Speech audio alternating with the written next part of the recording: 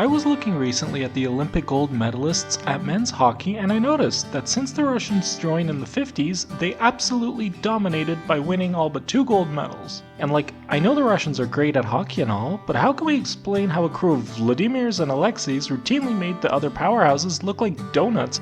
See, until 1988, the Olympics were for amateurs only, so for those who wanted to, make a living off their sport in, say, the NHL, tough. But weren't the Russians training full-time? Of course! The Soviets just simply said their athletes were working for the army, or the railroad, or the KGB, the utility company. It was just that when their boss noticed they didn't show up for work for the 400th day in a row, they just didn't mind. And thus they were totally amateurs, right IOC? Meanwhile, the West had to literally field college students to compete against the beefcakes from Siberia. But finally, when the NHL started letting their players compete, we got a solid 5 real strength Olympics, of which Canada won 3.